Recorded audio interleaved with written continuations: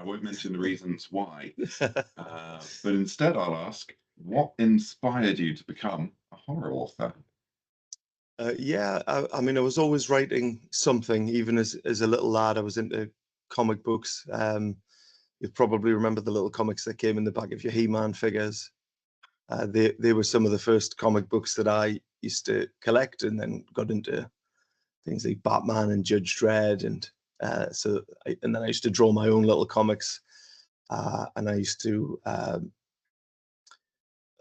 sort of mess about with whatever the homework assignment was in English, and just tenuously connect a story back to whatever the theme was they set, and write the violent, gritty story that I really wanted to write, which sometimes was not very well received by my teachers. But and then sort of late teens, I was writing really bad gangster stories, really derivative, because I'd found Goodfellas and Casino, and I was like, oh, I could write something like that. Never set foot in New York in my life, but writing really crap gangster fiction. And then I developed into some. I would class them probably more as sci-fi, but they were sort of futuristic neo-noir vampire tales.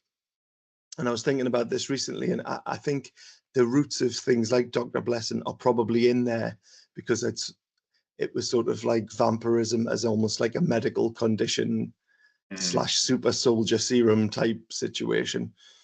But it was all very, very clumsy, of course. And then I cottoned onto an idea that it still worms its way into some of my writing to this day. Stories like Home Sweet Home and A Haunting at Collingwood House are sort of on the fringes of this grander idea that I had started writing back in the day.